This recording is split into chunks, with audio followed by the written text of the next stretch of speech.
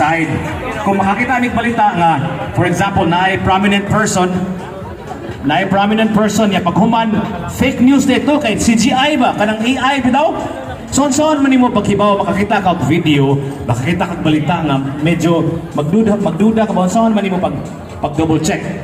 Ikay kuan ba, ikay explicar.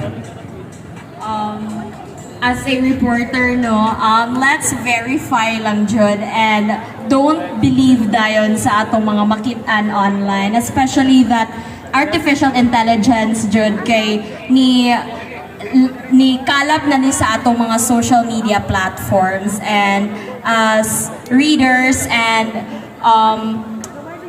unsa tawagan ni sir kada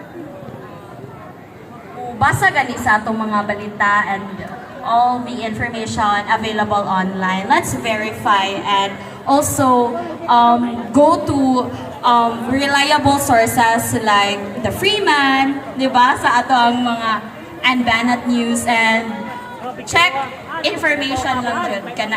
Kana lang ako mahatag, verify the information and accurate news sources.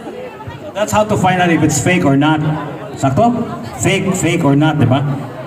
Nakipangutan na mo, I don't know if this is fake or not, but do you really need a boyfriend? Fake news na or tinunanay na? Yes. Dili pa available akong heart kay busy kayo as a reporter, sir. Wala ko'y time to hatag sa akong time ni Nia. Okay, sige. Wala, dili, so fake news ito niya. Fake news na, sorry. Fake news, man.